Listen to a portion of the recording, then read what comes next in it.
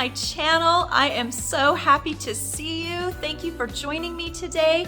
It's good to have y'all here. I am very excited about this.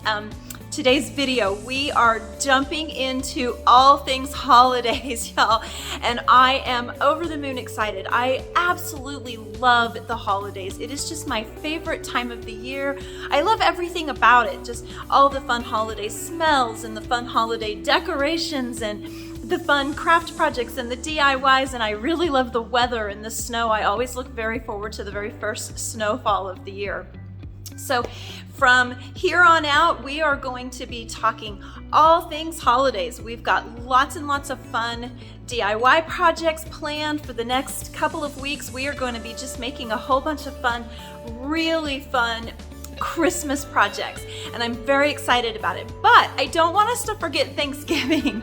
So today, that's what we're going to do. We're just going to spend our afternoon together working on some fun Thanksgiving DIYs, and then right after that, we will do some tablescapes. So I really hope that y'all enjoy this episode. Thank you again for being here. I'm so excited to spend some time together.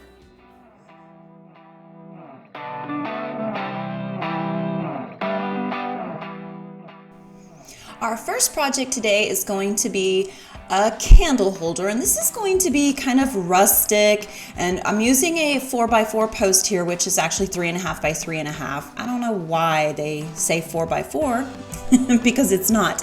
Anyway, we're just going to cut this down to size. We cut ours at 30 inches long because I wanted to I want to put 5 tapers in this, and I'm spacing them all out 5 inches apart.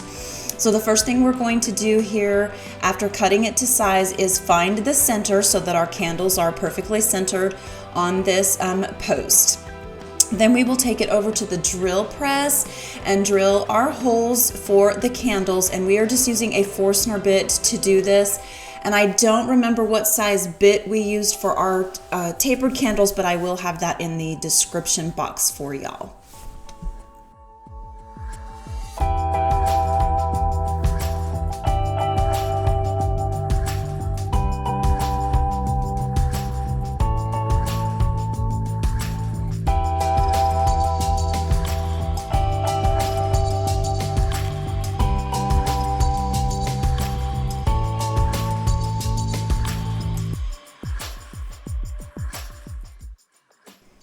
Now I'm going to just rough this board up a little bit, this post, because I wanted it to look a little less new, a little more found. So I'm just using a wire brush on the end of my drill press here to just kind of rough this up a little bit. And then I'm going to take this rasp and go all around the edges. This will also help rough it up a little. And I just do this over the entire board on the top and the sides and the ends. I didn't really do the bottom because we're not really going to see that. Then I will take it into the studio and give it a good coat of paint, and I am first going to cover this with some black paint because when I do my distressing on this, I want the black to be what shows through rather than the natural wood color. And then I'm going to go over it with white, and then I will take it back out to the shop and do some distressing on this to make it look even more worn and found and old.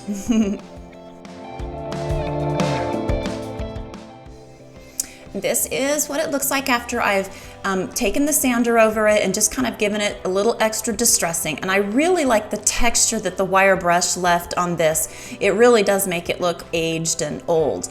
This is what it looks like with the candles in it. I just took some fall garland and kind of weaved it in and out and left it sort of simple. I really like how it turned out. I think it's going to be perfect for a fall, rustic, kind of woodland themed table setting.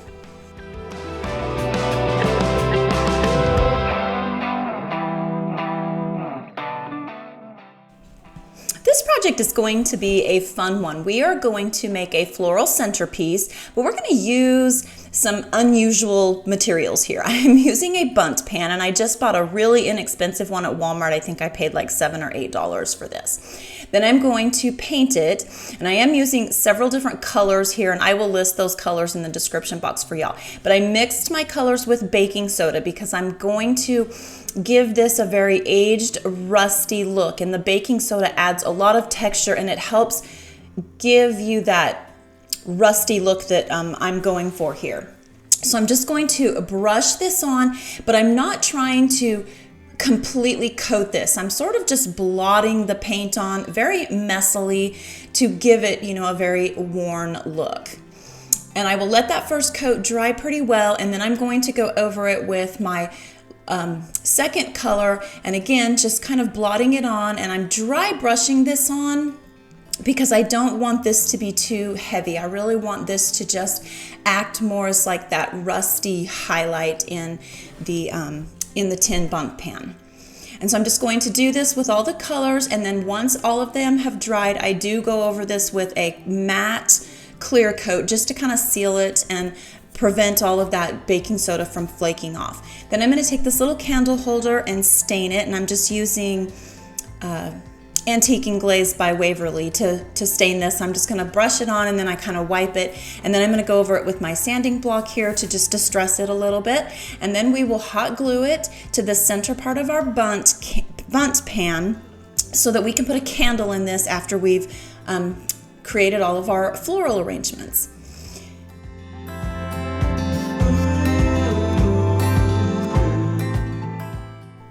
Now we get to do the fun part, building our floral arrangement. I really, really love building floral arrangements. So I'm going to start by adding in some floral foam to the bottom of our bundt pan.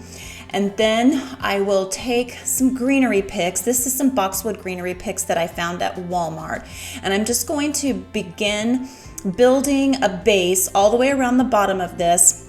I like to build my bases with greenery. It makes a good filler and just adds a variety of colors and textures to this. So I have a big variety of floral picks that I'm going to be using here. Some greenery, some leaves, some flowers, some seeds, just all kinds of different stems. So like I said, I'm going to begin by building my base all the way around with this greenery. And once my base is built, then I'm going to just start filling this in with all my different picks of different colors, different sizes, different textures, and I'll just start filling in all the gaps until I feel like this is really nice and full and you don't really see gaps anymore or holes. And I also like to make sure that you can't see the floral foam all the way around. So I will just keep filling until I get it to where I like it. And I do at the very end add some really long wispy stems around that base to just kind of give it some wispy elements and bring it all together. Once I am satisfied with all of the floral pieces and I have it looking the way I want it to look, I'm going to add my candle. And here's a little trick. This candle was a little too small to fit in that candle holder. So you can wrap a rubber band around the bottom of the base of your candle and it will help fit it snugly into that candle holder. And this is how it turned out. I think it is very, very pretty. It's very elegant, but also kind of rustic, and yeah, I really like it. I think it turned out great. What do y'all think?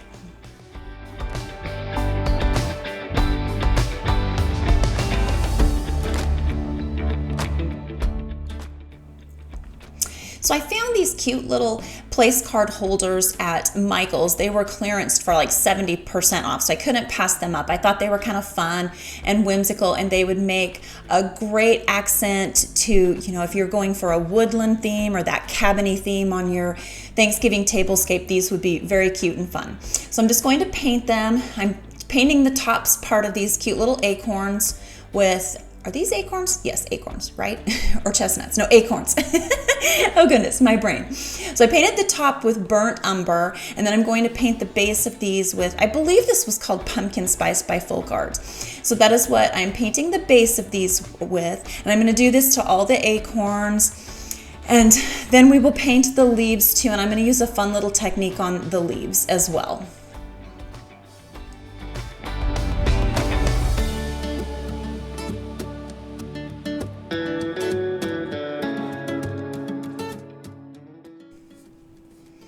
For the leaves, I'm going to use two colors. I'm going to use Crocodile by Folk Art, and then I am using that cinnamon roll by Folk Art also. And I'm going to dip one part of my brush in the green and one part of my brush in the cinnamon. So I'll dip one side of the brush and then flip it and dip the other side so that you get kind of this gradient swirled pattern in the leaves. And I really like how this turns out. It kind of gives the leaves that just, that like they're turning colors appearance. I think it turned out really kind of pretty. I hope I explained that okay. That was a little bit weird, but this is what they all look like once they've been painted. Now we need to add just a little bit of embellishments and some accents. So I'm going to use this white wax by Waverly to fill in the top part of these little acorns, so you can see here how it just filled in those grooves and just made them pop. And then I'm going to take some Antiquing Glaze, also by Waverly, and just go around the edges of all of these. Oh, I also do this inside the leaves as well to make that center part pop. And then I also go around the edges with some burnt umber with just a dry brush to kind of add a little bit more pop of color and give it some dimension and just add a little bit of extra texture to these. And I did this to the fronts and the backs of all 8 of these.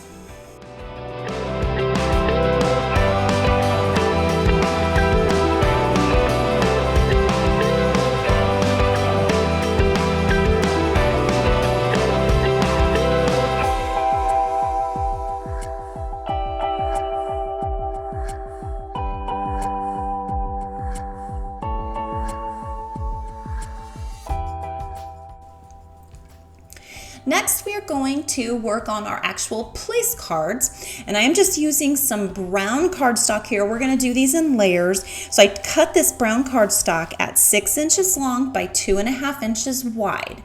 Then I will take this accent paper and cut it 1/2 inch smaller so that it fits nicely with that cardstock, because I'm going for that layered look. So I cut this accent paper at 5.5 inches long by 2 inches wide. And see, I like how it just gives it that nice layered look. Then I ran this white cardstock through my printer and just printed out the words on here. And you could put any kind of wording on these that you want. You could put your family's names on them, just whatever suits your style. And then I took my scissors to the edges of these to just kind of give it that little bit shabby look. And then I'm going to go over these edges with, this is just a distressing ink pad, and I got these at Michael's. I love them for distressing paper, the edges of paper. And I'm going to do that to our worded papers, and then I'm also going to do it to the brown paper. And we have this cute little layered look. So we'll go ahead and glue these all together, and then I'm going to put a cute little jute bow on them, and we will call this project done.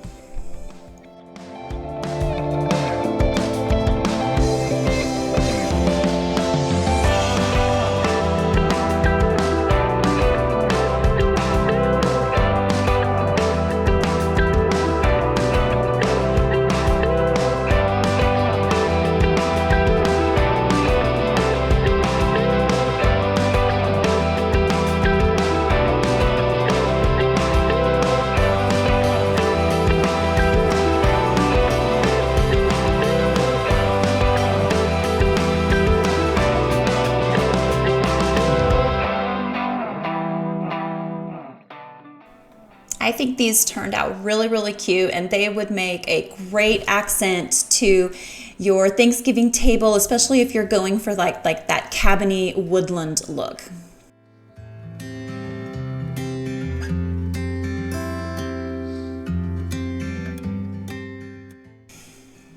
This next project, we are just going to make a cute, whimsical little Thanksgiving sign. And so I just picked this piece of scrap wood out of our scrap wood pile from the shop. But if you don't have access to, like a wood pile like we do, you can buy these project boards at Michael's or Hobby Lobby, and sometimes even the Dollar Tree has these.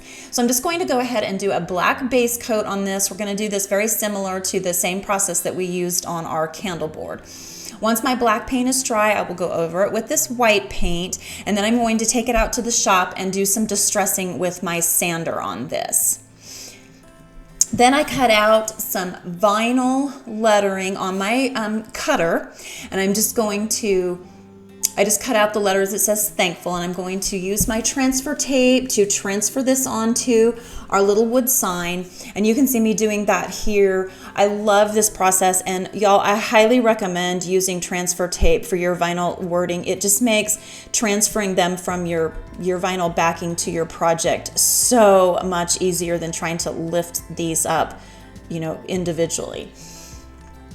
So I'm going to go ahead and apply this to our project board, which sort of disappeared on my table there. I'm sorry about that, but it is there. And I'm not placing this in the middle of the project board because over on that left-hand side, we're going to do like some embellishments. I'm going to make like a wreath of sorts to go over on that. So now that we have that on, we can go ahead and embellish this. I'm going to add a little bow onto this and then just kind of create a wreath of sorts that goes all the way around this, and I'm just going to layer it with some fun leaves and some ribbon and some pit berries, and I will curl the pit berries, and I think I just used a pencil to curl these. So I'm just going to glue everything into place and just kind of keep piling on until I achieve that desired look. So you could do as much embellishment as you want or as little as you want. Sometimes I feel like less is more, and then sometimes I feel like more is better. So I think it just depends on the project that you're working on, and it's also personal preference. So that is how I went ahead and finished this up by just adding all these cute little embellishments. And then I will drill some holes in this so that we can add a hanger to it, and this project will be complete.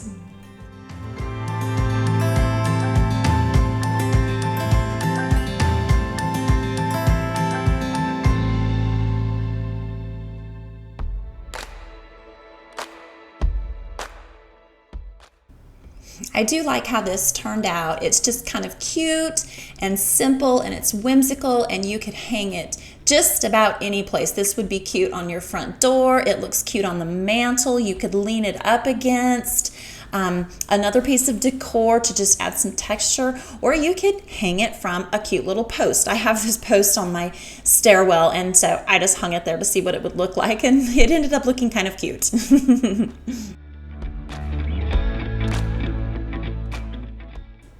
For our final project, we are going to do some napkin folding. And so, okay, y'all, I saw this on Pinterest, and I am trying it for the very first time with y'all, and honestly, I don't know how I feel about this. It's kind of cute and it's kind of ugly all at the same time. So y'all have to let me know what you think.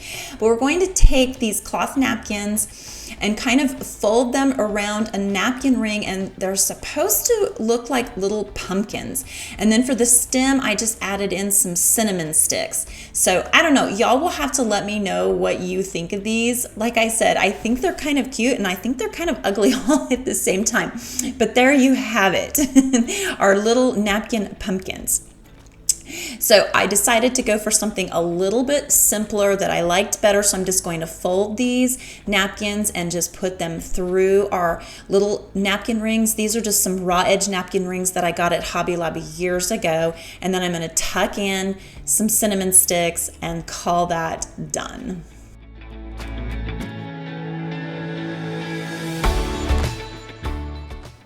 Okay, let's talk tablescapes. So I put together two different styles here for y'all just to give you a couple of ideas and hopefully a little inspiration. This first table setting that I put together is more along the woodland theme, foresty, cabiny type. So if that's, you know, the look that you're going for your table setting, hopefully this gives you some ideas.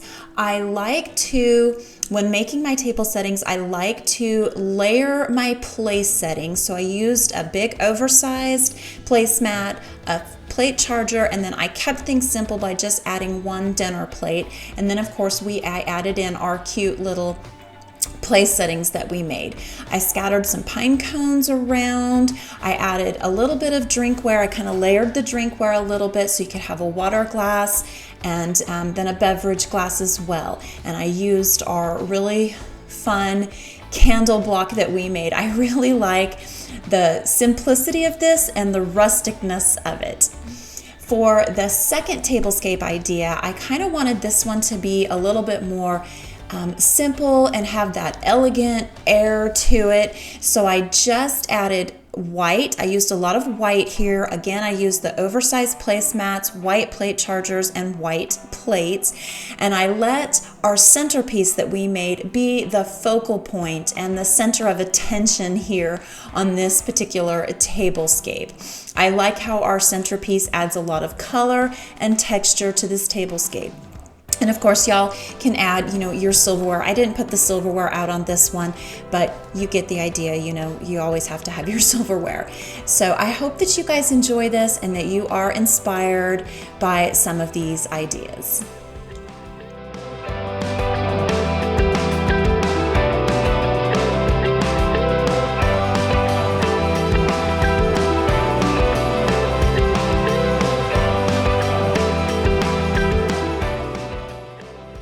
Alrighty friends, that is gonna wrap up today's video. I hope that you all had a good time. I really did. I really enjoyed spending time together today and working on all these craft projects. I'm trying to decide what my favorite is, but well, actually, I don't think there's a lot of deciding to do about that. It is definitely the centerpiece back here. I am really happy with how it came out. I am pleased with the color scheme. And I like how it's very full, but not too busy. And I think it's going to add just a lot of elegance to my Thanksgiving tablescape. So that's definitely my favorite. Y'all will have to let me know in the comments below what your favorite was from today. I love to hear from you guys, and I do read every single one of the comments. So please let me know what your favorite was. Alrighty, so next week we are going to be jumping into all things Christmas. I am so excited. I know I've said it before, but Christmas is just my absolute favorite time of the year, and I'm really looking forward to all the Christmas projects that I have lined up for us. I have some great things coming, so I really hope that y'all will join me again in the coming weeks, because it is literally going to just be all things Christmas. So if you're in the mood for Christmas and you're ready, I can't wait to see you next week. And especially when we get ready to do our Christmas decorating, I'm very excited about that. So I hope to see you all again next week. And until then, y'all take care, and I will see you soon. Bye.